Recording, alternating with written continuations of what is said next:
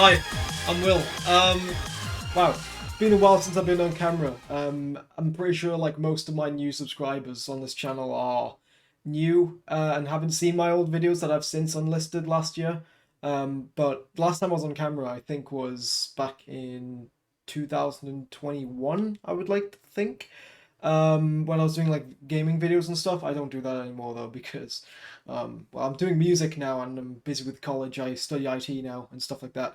Anyway, so through the University VIP, it's a thing. I released it back at the end of March, and there was like quite a few people who were asking me, how did I make some of the sounds for the song, and like how did I do the music videos, stuff like that. What kind of techniques did I use there to kind of bring the city to life and things like that, right? So this video is basically that. I'm gonna be covering like the ins and outs and like in detail of like all the different effects that I used in the music, and then I'll be going into another section later in the video where I talk about Blender and stuff like that. I do just want to quickly note as well that just a disclaimer.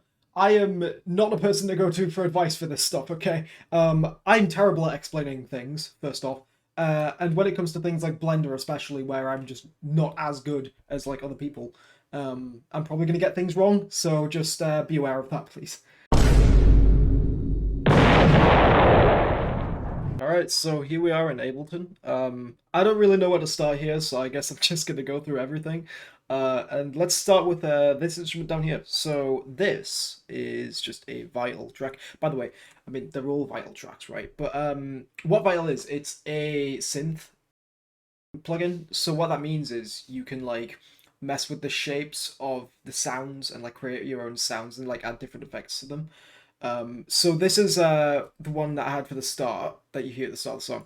If you've ever heard the song Sky High by Electronomia, it's on NCS, it's like one of the most popular ones.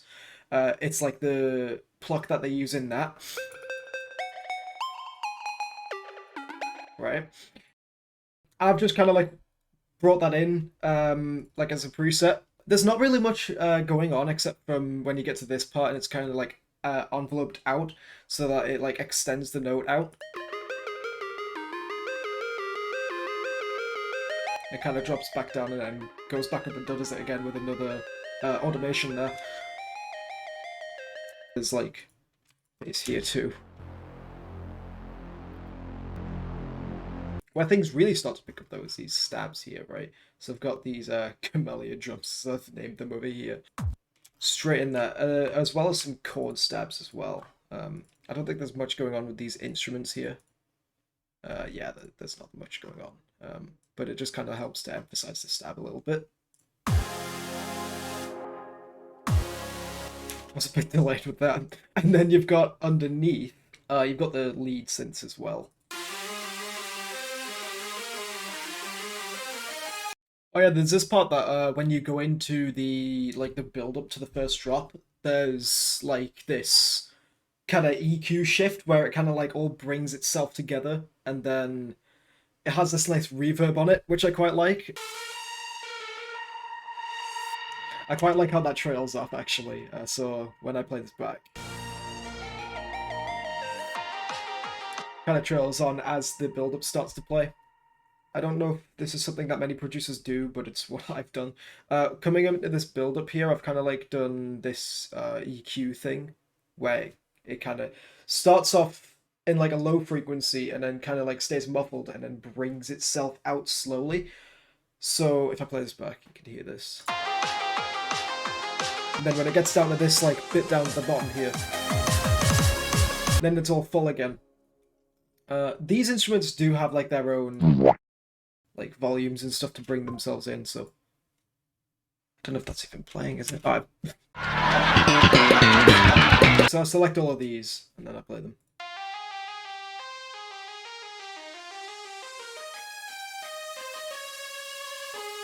You can kind of hear how they get like clearer, I think. Yeah, okay, so that's just like a little bit before the drop where it kind of like expands out and then goes back to normal. That's where you have the stab here as well. So if I solo these, you kind of just get that.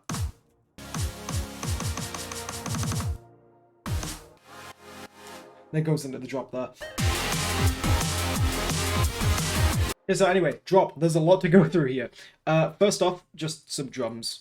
Pretty simple. It's just basically the way I did this was I took just drums from different places. Like I sampled them from like a song, and then like I stripped the drums out, and then I've just like EQ boosted them so that they sound more clear, and then put those onto like a drum rack.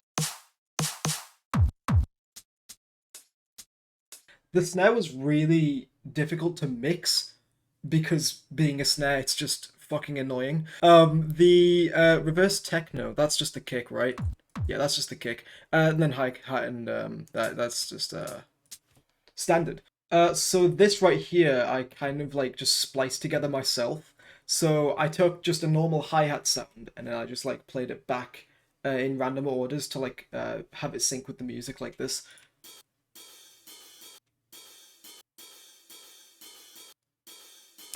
And then if you play that along with the drums, it sounds really cool. I quite like that. Then you've got underneath this 4/4 sidechain. So just on every like every beat of the bar, it'll just like activate the sidechain on the instruments. So it's just this. Really quiet. Get a bit technical here. What I could have done is like assign that to a return track and then like attach that to the compressor, but it was too late and I'd already done everything and I didn't really want to do everything again. So anyway, the sidechain just sounds like this. It's like the sucking sound you hear, right? That's this down here, as you can see. You just activate the sidechain on a compressor and then just set that to the thing there. The lower you drag this little like line down here is like it's the threshold is what it's called professionally. You drag that down, that's what creates like the pumping sound. Same with this as well. All of these have compression on them, a bit of side chaining. So they've got the bass here as well, which I really like. The bass sounds really awesome. And you've got like a bass that's in the right ear as well. There's a bit of panning as well going on. So the panning is just to like spread out the sound a bit more so that it fills more of the soundtrack. You got one there as well. Really adds that neon feel that I was kind of going for there. Oh yeah, then you just got the leads again. The leads are just the same, but they got a bit of compression on them. So everything up until that point's pretty normal until you get to the dubstep part. Now the dubstep part, I think I spent about 2 weeks on trying to do it, like perfecting the sound. I remember being like, there's this one instrument, hang on, let me find it. Okay, so is this instrument here if I play this sound here? That. That was really hard to try and get the sound right because as well as like doing all of this LFO shit, I kind of like had to make it fit in with the rest of the track, which is why the EQ looks like this. And then I've got this kind of like want to like boost the mids a little bit and like towards the highs as well. A bit unprofessional, but it works. So one of the main parts that's actually carrying the dubstep drop here is this stab again.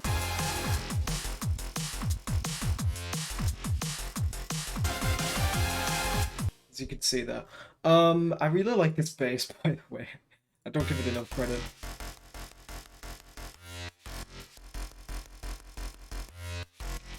Right. For the dubstep parts itself, the part that carries it all, like I said before, is just this this here. And then there's like little stabs as well if I make sure I actually select the right one this time.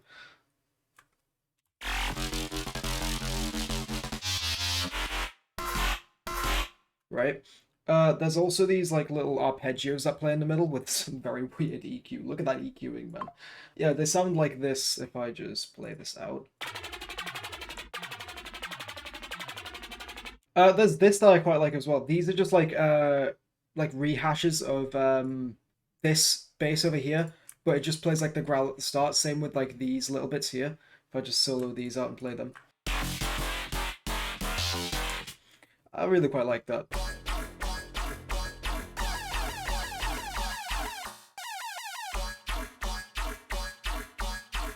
So yeah, this whole dubstep thing here, what it sounds like without like the stabs and the drums, it just sounds like this.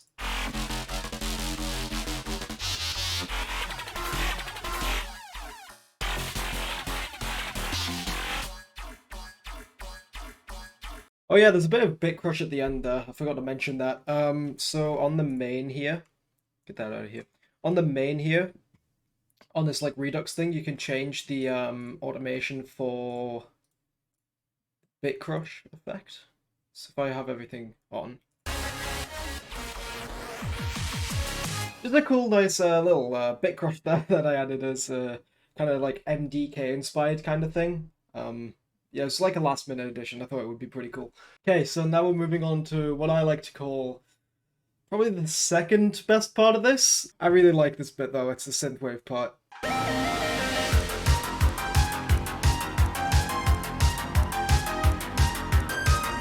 So there's a lot to unpack here, right? I think the part that I like the most is where the melody kind of switches up here.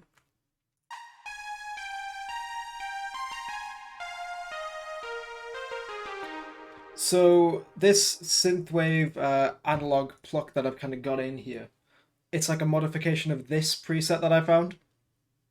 So what I've done is attached it to a randomizer down here, right? And then if you attach that to just the transposition down here, you can kind of like shift the semitones so that it kind of gives that old analog feel where like the note isn't exactly precise, it kind of like sways a little bit. So if I just play this back by itself, you can hear that. If I turn this up a little bit more, like to there maybe, you can kind of hear that a bit more, right? So that's kind of how I did that.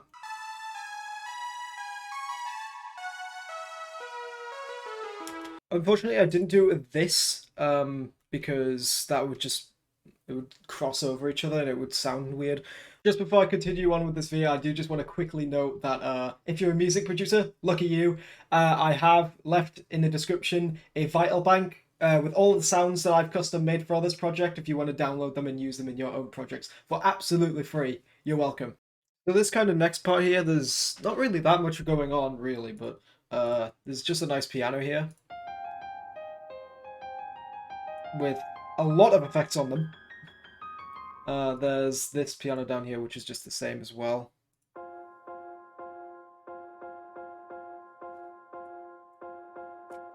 And then there's also this Vital preset, just playing like a really low rendition of the main ARP.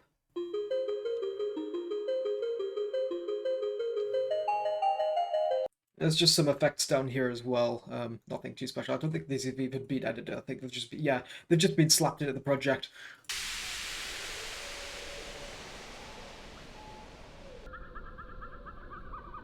The final drop here, I'd probably say is my favorite part of the song.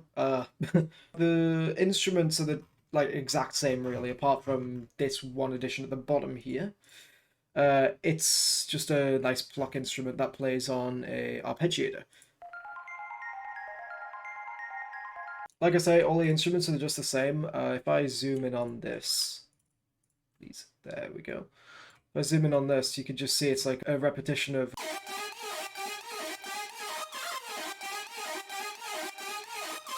So the chords also change as well. So if I go on to here, you can hear how they're different.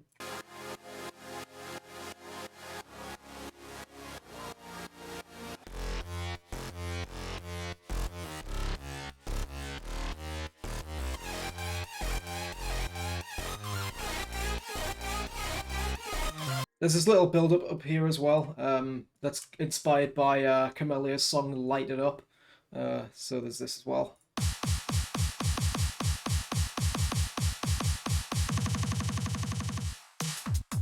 Which is really cool. One final thing I do want to touch on is this custom-made preset here. So if I just bring this over, I just called it Wobbly Ass Lead, but it makes this sound. It's kind of like just a super saw with reverb on it, and then it's got like a little glide effect on the notes here. So if I play this.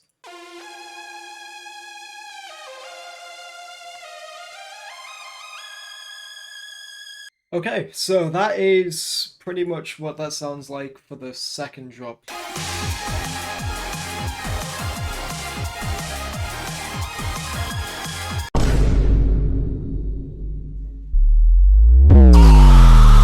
Okay, so here we are in Blender now.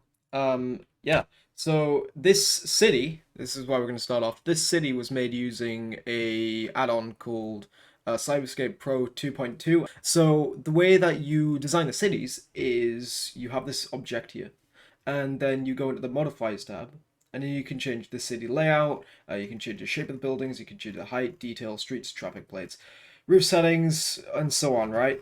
So let me just give a quick example of like how you can change the layout. So if I just change the seed here, you can just see here the city layout changes as I flip through the different seeds. So like a different number like this, you can change it to crazy different variations here. And this works with like the building shapes as well. I'm not going to mess with these because I've found like what the best settings are. If you change them like too high or too low, then the buildings will look distorted and weird, and it took me quite a long time to get that right. Building height, you can just change that however you want. Although doing it too much, you can see here, kind of like blocks things in, and kind of like has these artifacts here that are weird when it renders out.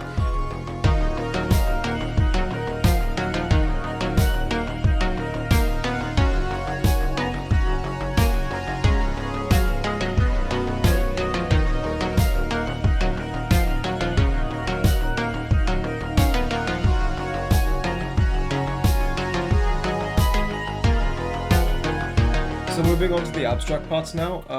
This is like the first one. So this is for the dubstep tunnel with the visualizer in the actual video. What it is, it's just a particle system, and it's rendering off of this sphere here that's been basically just extruded to hell, and then it's just got emission on it, as you can see right here. Nothing too special going on, just an emission shader there. That goes into the particle system. I'm not really sure how to explain it. Then that just kind of wraps around this cylindrical tunnel shape, which is why this is here. That just like it maps the particles around it, and then it gives the effect that it's moving by having the camera here just move through it like this. So as for this effect in the camera here, where it's got like a hole in the middle for the visualizer to go in, that's just changing the focal length of the camera. So if I like decrease this, you can see it gets smaller, and it gets faster as well. Then if you turn it up, you can see how that kind of gets bigger and then it gets slower. I found that 20 millimeters is like the best range for getting the speed of the particles going past. So as for the post-processing outside of Blender, what I did was I just took the video and stuck it into this site called Visi.io. It's what I use to do my music visualizations. So I go into the tab here with the video in it, and I just put a bloom on it that reacts to the music, and I also made sure to render the base of this as well so that it has the glow effect on the actual particles. So for the actual visualizer part itself, I just made this path here, this custom path for it to follow. It's just an inwards facing circle. So if I go on here and I turn it on, it looks like this by default, and then I just gave it some bloom so that it looked really cool for the final cut. Finally, to spice things up, what I did was I just went on to the settings for the whole thing. So I gave it some God rays so that it looked like I had a little bit more motion blur. I also chained that to a automation so that when the audio would hit, it would spice up a bit more. I also went ahead and added some transform so that when the audio hits as well, it would like zoom it in a little bit. And this is what it looks like for the final animation. This one was actually quite fun to pull off. These are just planes that are positioned like up and down from each other. So on the node here for creating the material, it's just a brick texture that's been randomized. I found this on a YouTube tutorial. I'll link it down in the description if I can find it. As for how the whole thing rotates, it's just a camera that moves forward and then just like rotates itself around. This scene was really fun to do as well. So the way that this works, it's just a cylinder with a texture on it that has these colors that gradually change. So it looks like you're going through like a smoky wormhole. The camera also just travels down the tunnel, as you can see, like here. That's how it does that effect where it's moving towards the light at the bottom. As for the light at the bottom, it's just a blue sphere with an emission on it. As you can see here, it's just a very strong emission here. Okay, I might have to just cover this one very briefly because whenever I try to record this, my whole suite just crashes because my RTX graphics card just fucking screams at me. I might also get a channel strike because people are weird and think this looks like something else. If you don't know what this is doing already, it's basically this cloud texture that's conforming randomly as the frames go forward. To create like the glowy effects inside the tunnel, there's just a set of 4 lights and a camera that's just moving down constantly. Then for the actual cloud texture itself, to make it look all like acidic and like monstrous, basically what I do with that is it's just a noise texture that's gone into a color ramp here, and that just changes the clear coat roughness and the roughness of the whole thing. I'm probably gonna end up sounding like that one kid who eats the chocolate cookies and goes, "That's my favorite," for like every single cookie. That's my favorite! But yeah, like all of these Synthwave ones are probably my favorite out of all of the ones that I've animated. This one might be a little bit tricky to explain, but I'll try my best. So as with all of these animations, it's just got a camera that like moves towards the background and like bobs up and down specifically for this one as well. See if I can kind of get like a better angle for this one. These like Synthwave mountains here, so they're just like extruded like off the ground like these ones. I'll get to how I made that in a minute. These filled in parts here were by accident. I left that in because I think it looks pretty cool. I'm going to try and do like a quick demonstration of how you would do the grid on the ground. You get a plane like this. Then you have to take it in edit mode and then you just have to subdivide it a bunch of times. Once you got it looking like this, just go back into object mode and give it this modifier, this wireframe here. You can adjust the thickness of it if you want. Then to finish it off, you can just give it like this emission shader. Give it a color as well. Turn down the background. Oh yeah, and make sure that if you're doing it on Eevee like I am, you just turn on the bloom. Boom, there you go. So for the city in the background here, these are again just like wireframes. And then they just have like a lot of emission on them as well. For this sun here, what I did was just I made this like gradient effect so that it just goes from like yellow to red. Pretty straightforward. Then to finish that off, I just had those two objects be the children of this camera here so that whenever the camera moves, it just locks the transformation of these in the background. This one, if I just try and record it and like play out the animation with full detail, it's not going to work because I use cycles to do this one, which is like more CPU heavy, I think. Anyway, premise for this one's quite straightforward. It's just the same wireframe type thing. And then for the logo in the center, it's just an imported SVG that's been extruded out to make it look more chunky and more 3D, right? Like when I just come onto this file tab here, I go down to import and then SVG here. I can just go and select an SVG to put in here. So yeah, that's how you do that. I really quite like this one. Even though this one uses the Eevee, it's really laggy because it has like a collision thing at the bottom that makes the triangle not like render all the way down. Same premise though, like this just uses one of those wireframes, but like for the planes going around the sides to make like a triangle. You've also got these like lines that shoot down too. This one I don't really know what I was quite thinking, but this is just moving forward and then the camera just like slowly rotates around as well. God damn, my frames are tanking. My graphics card is slowly dying. So, with the music composition done, and the animation, and all of the time spent waiting for the renders, we're back in Ableton for video editing. What? For those of you who stuck around for the end credits of the music video, you'll know that I use Filmora to do my video editing.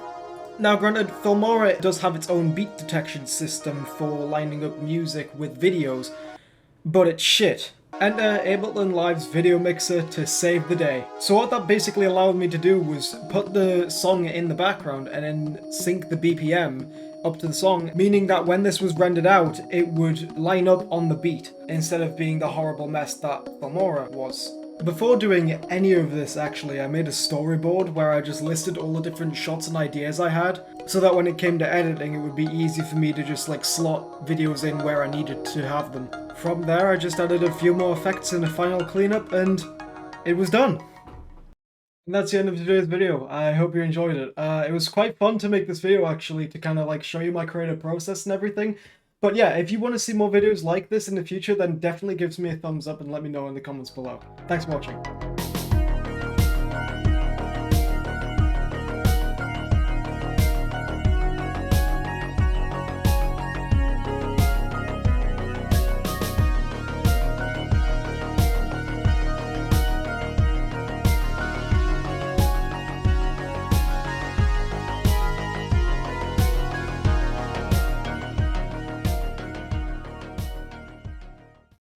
Hey Siri, open Domino's.